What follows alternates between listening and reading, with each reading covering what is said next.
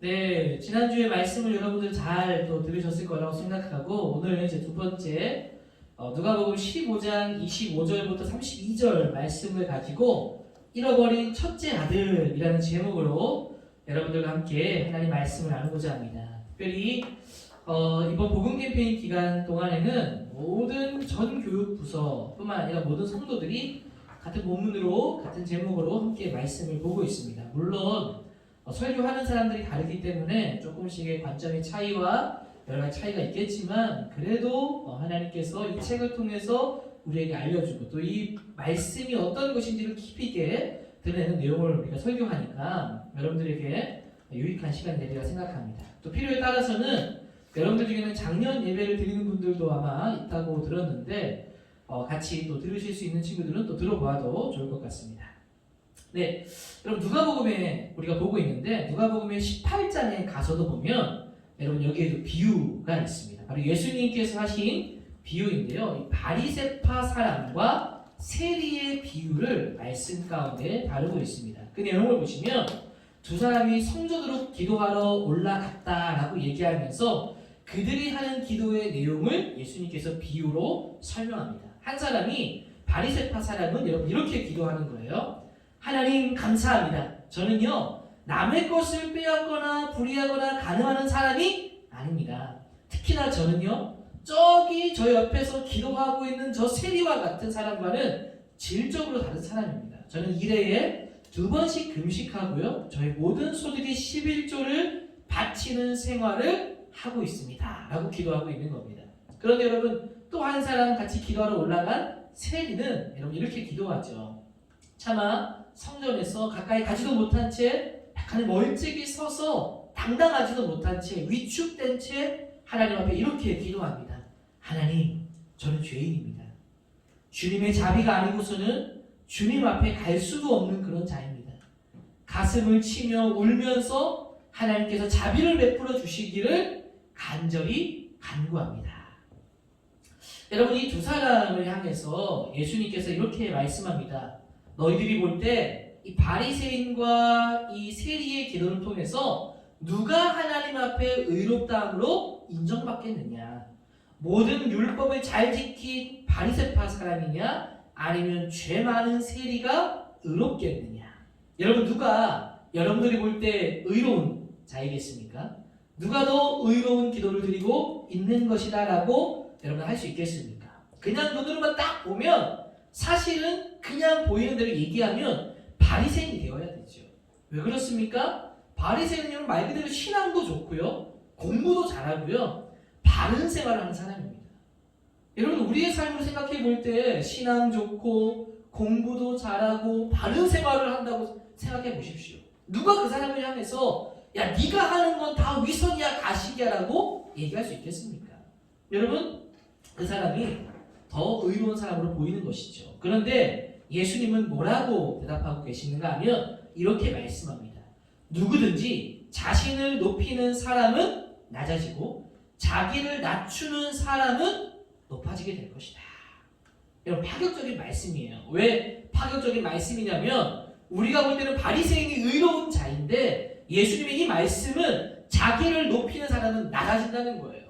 바리새인은 자기를 높이고 있기 때문에 그는 의로운 자가 아니다라고 말합니다. 동시에 뭐라고 말합니까? 오히려 불성실하고 신앙적으로 본받을 것이 없는 죄 많은 사람 그 세리가 의로운 자다라고 이야기하고 있는 겁니다.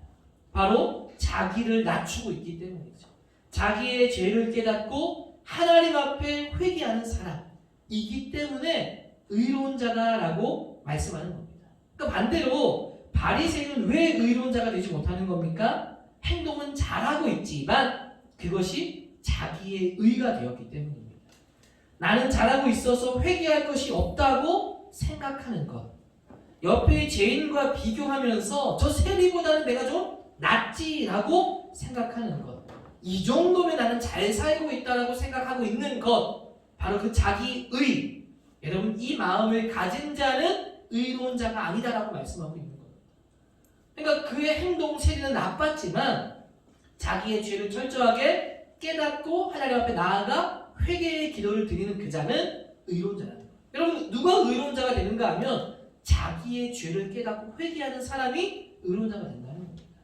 근데 반대로 여러분 자기 의가 충만해서 나 정도면 됐지라고 생각하면 어떤 마음이 여러분 생기는 줄 아십니까? 내가 신앙이 좋고 하고 싶은 것도 있지만 하나님 때문에 절제하고 하나님을 위해 노력한 삶을 살면 이런 마음이 들어오는 겁니다. 어떤 마음이냐면 하나님을 위해서 내가 이 정도 했으니까 하나님은 나에게 그 정도 한 만큼의 보상을 해줄 의무가 있다는 걸 여긴다는 거예요. 내가 이만큼 노력했으니까 저기 보이는 저 세리보다는 내가 잘 살아야 한다는 거예요. 저 세리보다는 내가 복을 더 받아야 된다는 겁니다. 여러분 이건 그냥 요구하는 게 아니라 권리로 요구하는 거예요. 마땅히 받아야 할 권리로 주장하게 된다는 겁니다. 여러분 이렇게 말하면 어떻게 되는 겁니까? 순종함을 통해서 하나님을 통제하려고 하는 거예요. 내가 이렇게 했으니까 하나님은 이렇게 해줘야 된다고 내가 하나님을 컨트롤하는 모습이 될 수 있다는 겁니다. 내가 원하는 것을 얻는 방식이 어떻게 되는 겁니까? 내 마음대로 살아가면서 얻는 것이 아니라 하나님께 순종함을 통해서 절제함으로 마땅하게 받아야 할 권리를 주장하고 요구하게 된다는 겁니다. 그러니까 자기 의가 가득하면 하나님 저한테는 이 정도는 해주셔야죠 라고 하는 마음이 든다는 거죠. 여러분 이와 비슷한 이야기가 여러분 탕구 하나님 책 속에 보면 나와 있는 이야기가 하나 있습니다. 어떤 이야기인가 하면 바로 살리에리 얘기입니다. 여러분 우리가 읽고 있는 책 속에 이 살리에리가 나오는데요. 그는 이탈리아 궁중의 작곡가였습니다. 그는 하나님 앞에 이런 맹세를 해요. 뭐라고 맹세하는가 하면 주님 제가 위대한 작곡가가 되게 해주세요. 하나님의 영광을 찬미하고요. 제가 온 세상에 유명해져서 제가 죽은 이후에도요. 제 작품이 영원히 회자될 수 있게 해주세요라고 기도합니다. 그리고 뒤에 이어서 이렇게 기도하죠.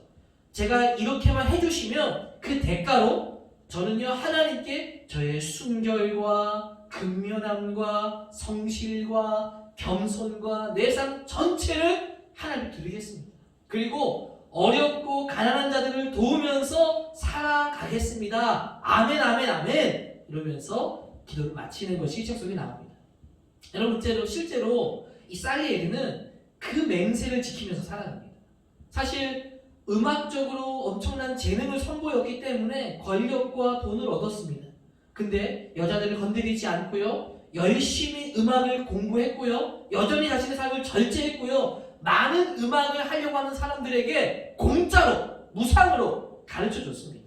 그리고 어렵고 힘든 빈민을 줄기차게 도와주는 삶을 이 살리에리가 살아갑니다. 그렇게 살아갔더니 잘 되는 거예요. 하는 일도 잘 되고 음악으로 영광받는 삶이 되어져 갔던 겁니다. 그런데 여러분 이 살리에리가 어떤 소식을 듣게 되는데 그 소식이 무엇입니까? 바로 굉장히 뛰어난 천재 음악가가 등장했다는 소식입니다. 바로 그가 누구인가 하면 모차르트입니다. 이 살리에리는 이 모차르트의 소문을 듣고 그가 도대체 어떤 사람인가를 알아보기 위해 몰래 찾아가게 됩니다. 그리고 그 모차르트를 관찰하고 지켜보고 있는데 그의 삶이 너무 방탕한 거예요. 그의 삶이 너무 오만하고 방종함을 일삼는 삶을 살고 있는 겁니다. 여러분 살리에리 마음에 분노가 일어나기 시작해요. 그 모차르트의 방종한 삶을 보니까 마음속에 분노가 일어나는 겁니다. 하나님께 이렇게 항의하죠. 나는 하나님께 재능을 받을 만한 자격을 갖추기 위해서 내 삶을 절제하고 본능적인 욕구마저 억누르면서 여러분 살아왔는데 하나님 어떻게 저렇게 악하게 행동하는 방종하게 행동하는 여러분 모차르트가 약혼까지 했는데 여자들과 온갖 방종하는 삶을 일삼고 있다는 겁니다. 하나님은 저런 자격도 없는 자에게 저런 뛰어난 능력을 주시다니 하나님은 정말 제가 믿을 만한 분이 맞습니까? 여러분 이 살리에리는 하나님에 대한 원망과 모차르트를 향한 증오와 절망이 그를 지배하기 시작합니다. 나중에는 오히려 여러분 어떻게 됩니까? 모차르트보다 더 악한 죄를 짓는 죄인으로 변해버리게 되어요. 여러분 이걸 잘 기억해야 돼요. 여러분 내가 온전히 하나님을 믿고 섬기려고 하는 것이 내 삶에 욕망을 채우는 수단이 되면 이렇게 될 수 있다는 거예요. 욕망을 채우는 수단이 되어서는 안 된다는 거예요. 여러분 살리에리가 가난한 이들을 위해서 희생하고 여러분 시간을 들였습니다. 자신이 하나님을 위해서 드린다라고 생각했지만 사실은 이 삶의 결과를 보니까 어떤 마음으로 한 것입니까? 자신을 위한 노력이었다는 거예요. 이렇게 하면 나에게 보상을 해주고 명성과 큰돈과 자존심을 획득하게 해주는, 명예를 얻게 해주는 이 일을 위해서 한 일이었다는 겁니다. 순수하게 하나님을 위해서 한 것이 아니라 자기가 더 뛰어난 사람이 되기 위해서 그러한 어려운 일들을 해나갔다는 것이죠. 여러분, 그 노력에 대한 보상을 받을 때는 이 살리는 괜찮았습니다. 그런데 모차르트가 나타나고 나서는 자신의 삶이 싫어졌다라고 표현합니다. 아무런 노력도 하지 않은 것처럼 보이는데, 자기 삶을 절제하지도 않는데 오히려 자신이 노력했던 것보다 더 배의 보상을 받고 있는 이 모차르트를 보니까 하나님이 증오가 되는 거예요. 자신의 삶도 증오가 되는 겁니다. 내가 무엇한다고 여태까지 이렇게 살아왔다는 것입니다. 여러분, 무언가를 얻기 위한 이 순종은 하나님을 진정으로 믿는 것이 아닙니다. 여러분, 이것을 잘 기억해야 돼요. 내가 잘 행동함으로 여러분 그분이 나를 당연히 도와야 한다라고 생각하는 것은 자신이 하나님을 통제하는 겁니다. 이 말은 무슨 말인가 하면 하나님께 빚을 지게 해서 내가 열심히 잘 살아서 하나님께 이렇게 내가 대가를 주었으니까 하나님 나에게 빚진 겁니다. 그리고 하나님 위로 올라가서 하나님께서 이렇게 해주셔야 한다라고 말하고 있다는 거예요. 여러분, 이게 바로 뭡니까? 자기의고 교만이라는 겁니다. 내가 이만큼 했으니까 하나님 이렇게 해주셔야 된다라고 말하는 거죠. 이 살리에르는 자기가 하나님 위로 올라가서 하나님께 이렇게 얘기하는 겁니다. 자기가 판단하는 거예요. 하나님은 불의하신 분이에요. 불공평한 분입니다. 라고 이야기하고 있는 겁니다. 여러분, 이런 삶의 결국은 어떻게 됩니까? 무너지고 마는 것입니다. 열심히 살았지만 보상이 주어지지 않으면 기쁨이 없는 거예요. 목적이 있는 열심이기 때문에 그렇습니다. 그 목적이 순수하지 않았던 것이죠. 우리도 마찬가지로 내가 이렇게 했는데 하나님이 나에게 복을 주지 않는다면 여러분 넘어질 수 있다는 것을 여러분 기억하셔야 합니다. 하나님을 믿는 것이 단지 내가 내 삶에 나를 위한 보상을 위한 믿음이라고 한다면 여러분 작은 시련에도 넘어질 수 있어요. 심지어 내 옆에 사람이 잘 되는 걸 보아도 내가 실족할 수 있습니다. 나와 함께하는 사람이 같이 하나님을 믿고 있는데 잘 되는 것을 보면 내가 넘어질 수 있다는 것이죠. 여러분, 특별히 우리가 살아가는 사회가 굉장히 이 공정에 대해서 분노를 잘하는 모습을 많이 보여줍니다. 노력하지 않았는데 뭔가 대가를 많이 얻게 되는 것을 보면 막 분노하죠. 여러분, 이런 것들을 볼 때 여러분 분노하게 된다는 거예요. 넘어지게 된다는 겁니다. 여러분, 신앙에 있어서는요 사실은 진심이 중요합니다. 하나님 아버지를 진심으로 사랑해야 된다는 거예요. 진심으로 하나님을 바라보지 않으면 뭘 원합니까? 대가를 원하게 되어지고, 대가를 주지 않으면 원망하게 되어지고 무너지게 된다는 겁니다. 그 무너지는 것은 너무나 간단하게 바로 옆에 있는 사람 때문에 내가 시험에 들고 무너질 수 있다는 것을 여러분 기억하십시오. 오늘 말씀은 바로 이 지난 둘째 아들의 이야기에 이어서 형의 이야기를 보려 합니다. 여러분, 이 이야기도 앞에 보았던 바로 이 살리에르와 얘기와도 같습니다. 첫째 아들은 바로 이 살리에르와 같은 거예요. 그의 분노가 느껴지는 말씀이 오늘 말씀 가운데, 이야기 가운데 진행되고 있습니다. 여러분, 앞에 둘째 이야기는 어떠했습니까? 지난 말씀처럼 이 둘째 아들은 아버지에게 수치를 주고 허랑방탕하게 살다가 다시 아버지의 품으로 돌아왔습니다. 아버지는 그 사실이 너무 기뻤죠. 그래서 그 둘째 아들을 위한 잔치를 벌여줍니다. 여러분, 그 잔치를 벌여주고 있을 때 형은 무엇을 하고 있었습니까? 여전히 형은 밭에서 일하고 있었다는 거예요. 동생은 허랑방탕하게 모든 것을 다 쓰고 돌아오고 있는 찰나에 있을 때에도 형은 성실했습니다. 충실했어요. 밭에서 열심히 일하고 있었습니다. 그리고 밭일을 마치고 돌아오는데 집으로 돌아오는 길에 풍악과 춤추는 소리가 그의 귀에 들려옵니다. 그래서 종하나에게 물어봅니다. 이것이 무슨 소리냐? 종이 대답하기를 형님의 동생이 집에 다시 돌아왔습니다. 건강하게 돌아온 것을 당신의 아버지께서 반기면서 살찐 송아지를 잡아서 지금 잔치를 벌이고 있는 겁니다. 큰 아들은 여러분 그 이야기를 듣자 잔뜩 화가 나게 된 거예요. 왜 화가 났을까요? 아버지가 이제 그 문 앞에 서 있는 형을 발견합니다. 그리고 형에게 찾아와서 이야기하려고 하는데 형이 화가 난 것이 아버지도 느껴지는 거예요. 달래면서 사랑스러운 말로 함께 나와 들어와 잔치를 즐기자. 네 사랑하는 동생이 돌아왔다 라고 하지만 들어가지 않고 있는 겁니다. 화가 잔뜩 나 있는 거죠. 여러분 이 형의 마음이 여러분들은 좀 이해가 되십니까? 저는 잘 이해가 돼요. 아마 이거 잘 이해가 될 거라고 생각하는데 목사님도 여러분 자녀가 둘이 있고요. 형제가 있습니다. 형과 동생이 있죠. 아주 비슷한 모습이 나타나는 것 같아요. 성경 속에 나타나는 이 두 형제의 이야기가 저희 집에서도 비슷하게 보이는데 최근에 저희 첫째 아들이 성경을 굉장히 열심히 잘 읽더라고요. 글자를 읽고 나서부터는 성경을 좀 읽으라고 했는데 읽기 잘 읽어서 너무 아빠된 마음으로 기뻐서 기특해서 네가 원하는 선물을 내가 하나 사줄게. 네가 성경을 열심히 읽었으니까 선물로 너에게 이런 보상을 해주고 싶다라고 얘기했습니다. 근데 형은 너무 신나는 거예요. 와 이러는데 그 옆에 있던 동생이 덩달아 얘기합니다. 아빠 나도 사줄 거지 라고 얘기해요. 제가 아무 말도 안 했는데 형이 화를 냅니다. 너는 왜 선물을 네가 받아야 돼? 너는 아무것도 안 했잖아. 나는 성경을 읽었는데 너는 읽지 않았잖아 라고 하면서 화가 불같이 나는 거예요. 결국은 제가 동생도 같이 뭘 해주겠다라고 했더니 형이 오히려 기쁨이 사라지고 분노만 남는 이런 일이 일어나게 되는 거예요. 여러분 형의 마음이 이해되지 않습니까? 충분히 그럴 수 있을 겁니다. 여러분 그 형이 아버지에게 뭐라고 말합니까? 나는 이렇게 아버지의 곁에서 여러 해를 두고 아버지를 섬겼어요. 아버지의 명령도 한 번도 어긴 일이 없어요. 그런데 내게는 친구들과 함께 즐기라고 염소새끼 한 마리도 주신 일이 없으면서 어떻게 그 허랑방탕하게 살고 온 동생을 위해서는 이 전자를 다 삼켜버린 그 동생을 위해서는 이 송아지를 잡을 수 있는 겁니까? 아버지 도대체 생각이 있는 거예요? 진짜 저렇게 해주는 게 마땅한 거예요? 그게 의로운 거예요? 저런 아들을 위해서 해주려면 차라리 저를 위해서 더 해주셔야죠. 내가 아버지 옆에서 얼마나 열심히 살아왔는데. 여러분 근데 결론은 어떻습니까? 형에게는 기쁨이 없는 겁니다. 동생의 모습과 아버지의 모습을 보면 볼수록 형에게는 분노가 일어날 뿐입니다.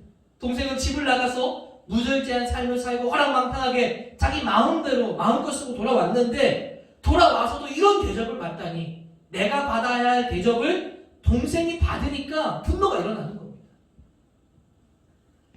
여러분들 성경을 읽어보니까 결과가 참 희한합니다. 동생은 아버지를 떠남으로 아버지와 멀어졌잖아요. 그런데 지금은 어떻게 되어 있습니까? 아버지의 품에 돌아와 잔치에 들어가 있습니다. 그런데 오히려 아버지의 곁에 있었고 아버지와 함께 있었던 형은 곁에 있었지만 오히려 아버지와 더 여러분 멀어지게 되었어요. 잔치에 들어가지 못하게 되었습니다. 여러분 이런 생각이에요. 성실하고 열심히 했던 그 사람이 여러분 아버지와 멀어진 거예요. 처음 된 자가 나중되고 나중된 자가 처음 된다고 하셨는데 이 나중되었던 이 둘째가 처음 되어져 버린 겁니다. 여러분 왜 그런 것입니까? 자신의 아버지를 위해서 이렇게 수고하고 노력했는데 자기에게 주어지는 보상이 작고 아무 일도 하지 않은 재산을 축낸 둘째에게만 큰 보상을 한 것이 화가 난 것입니다. 여러분 이것을 잘 기억해야 됩니다. 이 첫째는 아버지를 온전히 섬긴 게 아니었다는 거예요. 첫째의 목적은 결국 뭐였습니까? 아버지의 재산에 있었다는 것을 증명하고 있는 겁니다. 여러분 첫째와 둘째는요 하는 삶의 방향과 모습은 달랐지만 목적은 같았습니다. 둘째는 어떻습니까? 아버지의 재산을 탐했는데 어떻게 탐했습니까? 철없는 말로 아버지의 명예를 출주시키면서 재산을 달라고 해서 받은 것이고 첫째는 어떻게 했습니까? 순종함으로 아버지의 재산의 보상을 받으려고 하는 거예요.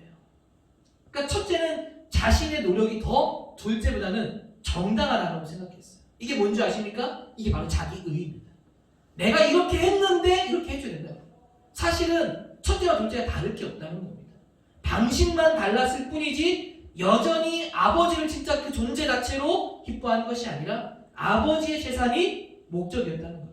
첫째는 오히려 자기의 노력이 동생보다 더 정당하다고 생각했고 자기 의로 가득 차 있었던 것이죠. 누가 보아도 첫째의 자기의 절제 열심히 아버지 곁에 섬긴 것이 둘째보다 나았습니다. 그런데 그것으로 인해서 당연히 마땅히 내가 그것을 받아야 된다라고 생각한 것이죠. 근데 그것을 해주지 않으니까 오히려 아버지와 여러분 멀어지게 된 겁니다. 여러분 부자 간의 관계가 아니라 사실 이 관계는 어떤 관계가 된 겁니까? 주인과 종의 개념이 되고 만 겁니다. 이 아들이 자기가 종으로 자기를 낮춰버리고 만 것이죠. 여러분 아버지 하나님은요 우리를 종으로 대하지 않는다는 것을 여러분 기억하셔야 돼요. 그런데 우리는 여러분 어떻게 생각합니까? 하나님께 내가 사랑받으려고 내가 하나님께 더 많은 복을 받으려고 자꾸 무언가 내가 해야 된다라고 생각하고 그리고 그것을 하면 하나님 나한테 이렇게 해줘야 된다라고 여러분 권리를 요구한다는 겁니다. 여러분 우리의 모습은 첫째 아들의 모습입니까? 둘째 아들의 모습입니까? 오늘은 첫째 아들의 모습을 보는데 여러분 우리 안에도 여러분 이런 모습은 없는지를 돌아보셔야 합니다. 우리는 어떻습니까? 우리도 하나님을 위해서 행한 노력으로 보상을 받으려고 했던 마음은 없나요? 수련 같은 거 생각해보면 고등부 생활에 수련이 굉장히 중요하지 않습니까? 근데 학업도 더 중요해져가지고 수련에 참석하는 거 여러분 쉽지 않잖아요. 근데 여러분 학원도 있고 해야 될 학업도 있는데 그런 것들을 내려놓고 참석을 하게 되었습니다. 그러면 마음에 어떤 마음이 들어요? 하나님 수련에 참석하지 않은 아이보다는 내가 더 좀 시험도 잘 치고 뭔가 내가 성적이 더 잘 나오고 나에게 복을 주셔야 하는 것이 마땅한 거 아닙니까? 라는 마음이 여러분 든 적은 없습니까? 주일 예배도요. 오늘 우리가 참석하는 여기 친구들 중에 정말 어렵게 참석하는 친구들이 있을 겁니다. 학원이 있지만 그것을 내려놓고 예배를 우선시해서 참석한 친구들도 있을 거고요. 잠이 정말 급하고 막 잠이 너무 고파요. 평일에 너무 힘들기 때문에 잠을 더 자고 싶은 것. 청소년 시절에 제일 힘든 게 잠에서 일찍 일어나는 거. 이게 힘든 거거든요. 왜냐하면 요즘 늦게 자고 또 학교 일찍 가고 하는 것 때문에. 그런데 그런 것들을 참고 절제하고 예배에 참석했다고 하면 어떤 마음이 듭니까? 내가 이만큼 하나님께 해드렸으니까 하나님 나에게 복을 주셔야 하는 것이 당연하다고 생각하는 사람은 여러분 없습니까? 여러분 우리 교회는요 거리가 먼 친구들이 많이 있습니다. 목사님이 한번 신방을 하려고 하면요 제일 먼 게 뭐 인천까지도 있고요. 또 일산 막 또 어디 분당 뭐 이런 게 친구들이 많이 의정부 막 떨어져 살고 있습니다. 지금은 코로나로 인해서 우리가 줌으로 예배하고 있기 때문에 이제 그 먼 거리에서 오는 어려움은 많이 지금 사라진 상태에 있지만 다시 교회가 오게 될 때는 이전과는 다른 더 많은 수고를 해야 예배를 여러분 드릴 수 있습니다. 한번 멀리서 오는 친구 중에 여러분 어떤 친구는요 대중교통으로 교회까지 오고 가는 시간이요 편도로만 2시간을 오고 가는 친구들이 있습니다. 한 학생은 저한테 이런 말도 했습니다. 집으로 돌아가는 시간이 기니까 이런 마음이 들었다는 거예요. 내가 왜 이렇게까지 해야 되지? 내가 왜 이렇게까지 하면서 교회 이 먼 거리를 왔다 갔다 해야 되는 걸까? 차를 몇 번씩 갈아타면서 마음에 시험이 드는 거예요. 왜 시험이 드는 겁니까? 내가 이만큼 했는데 내가 하나님 만난 것 같지 않거든요. 내가 이만큼 하나님을 위해서 노력하고 교회까지 왔는데 얻은 게 없는 것 같거든요. 내 삶에 아무런 변화도 일어나지 않는 것 같은데 내가 왜 이렇게까지 해야 되는 것인가? 나는 아직도 하나님을 진짜 모르겠는데 나는 만나주지 않는 것 같은데 왜 이렇게까지 힘들게 왔다 갔다 해야 되는가? 여러분 이게 다 뭡니까? 다 보상심리 아닙니까? 이게 다 자기의 아닙니까? 내가 이만큼 했는데 왜 아무것도 안 해주냐면서 하나님과 멀어지게 되는 것. 이 정도로 내가 헌신하고 수고해서 오고 가는데 하나님 나를 만나주지 않는 것. 내 마음에 왜 아무런 감동을 주시지 않는지. 여러분 기억하실 게 무엇인지 아십니까? 은혜는 노력으로 주어지는 게 아니라는 것을 기억하십시오. 은혜는요 하나님이 값없이 주시는 것입니다. 내가 이만큼 했으니까 하나님이 당연히 이만큼 해줘야 된다는 것은 은혜가 아니라 대가라는 거예요. 여러분 하나님은요 give and take로 일하지 않습니다. 내가 이만큼 했다고 해서 잘되고 복을 받는 것이 아니라는 겁니다. 거저 주신 것이 은혜라는 것이죠. 그래서 여러분 은혜는요 불공평합니다.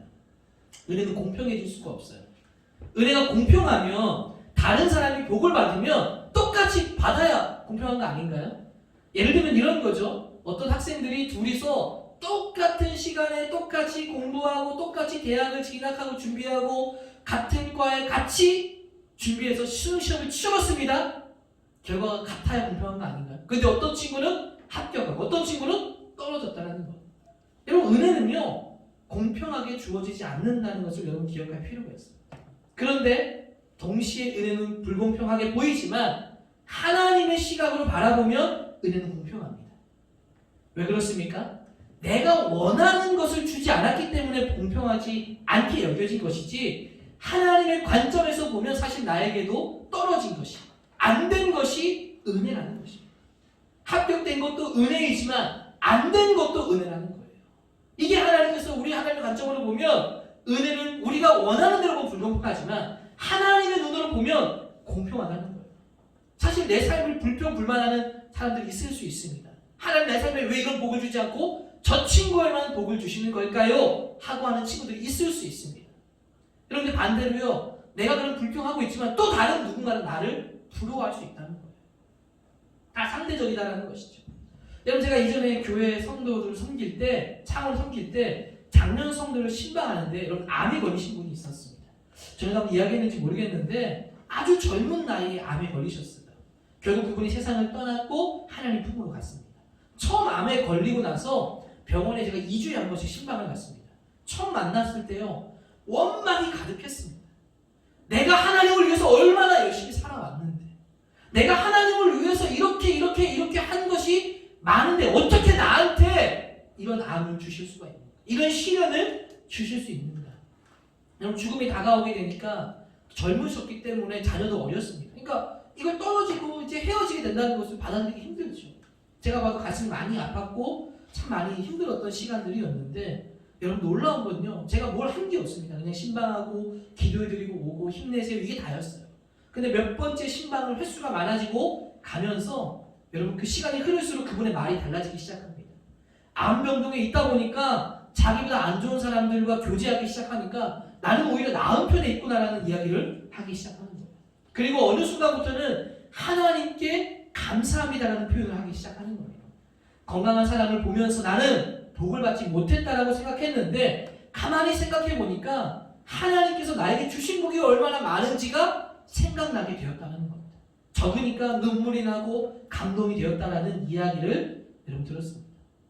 자신의 눈으로 볼 때는 암이 주어진 것이 하나님 너무 은혜 없이 불공평하다고 느꼈는데, 시간이 지나면서 하나님의 은혜로 자신의 삶을 발견하니까 나에게도 주신 은혜가 있었다는 것을 깨달았다는 것이죠.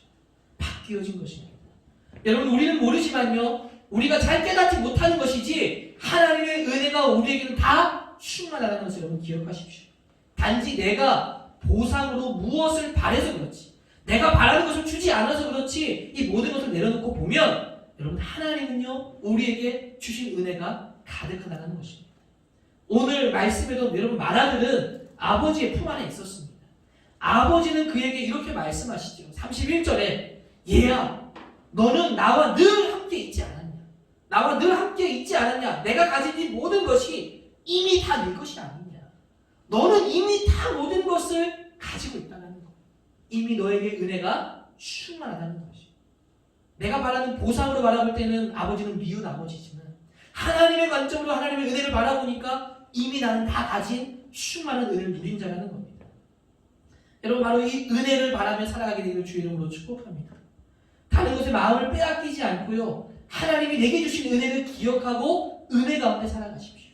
은혜는 자격이 없는 우리에게 거저 주시는 것입니다. 무엇을 잘하는 것으로 채우는 것이 아니라 그냥 아버지를 사랑하고 아버지의 잔치에 내가 들어가고 누리는 것입니다. 그 초대에 왜 나한테 이런 거 안 주시죠 하고 들어가지 않는 게 아니라 하나님 감사합니다 하면서 들어가야 된다는 것이죠. 내 의가 가득해서 보상해주지 않아서 다른 사람과 비교하면서 나는 뭘 주지 않아서 하나님을 떠나게 된다면 여러분, 이것만큼 억울한 것이 어디 있겠습니까? 여러분, 은혜가 충만하면 아버지의 집에 진심으로 함께 거할 수 있습니다.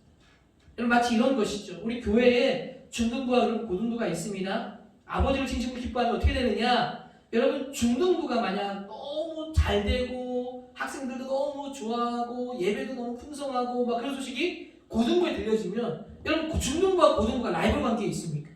경쟁 관계에 있는 건가요? 한 교회 안에 있는 것이죠. 그런 소식을 들었는데 자기 의가 충만하면 우리도 열심히 하는데 왜 안 되는 거야? 하나님이 미워지기 시작하고 중등부가 잘 되면 배 아파지기 시작하고, 그렇게 돼서는 안 된다는 거죠.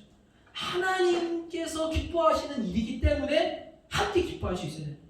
동생이 돌아온 것은 진짜 우리 아버지가 기뻐하는 일이기 때문에 함께 기뻐해야 된다는 거예요. 아버지의 진심을 알고 아버지의 마음을 알고 아버지를 사랑하면 함께 들어가서 사랑하는 내 동생 돌아왔구나 하면서 기뻐할 때 여러분 아버지가 얼마나 기뻐하시겠어요? 우리가 그러한 기쁨의 은혜 가운데 들어가야 된다는 거예요. 자꾸 내 관점으로 내 보상으로 내 거 의로 하나님 떠나지 말고 하나님이 이렇게 또 은혜를 나에게 주셨군요. 이것이 아버지가 기뻐하는 일이라면 저도 그렇게 함께 잔치에 참여하여 은혜를 누리게 되기를 소망합니다 라고 나아갈 수 있게 되기를 바랍니다. 오늘 말씀을 통해서 여러분 아버지의 진짜 진실된 사랑 품 안에 거하여서 풍성한 은혜를 누리게 되기를 주의 이름으로 축복합니다. 우리 같이 한 말씀을 기억하면서 함께 하나님 앞에 한번 기도하면 좋겠습니다.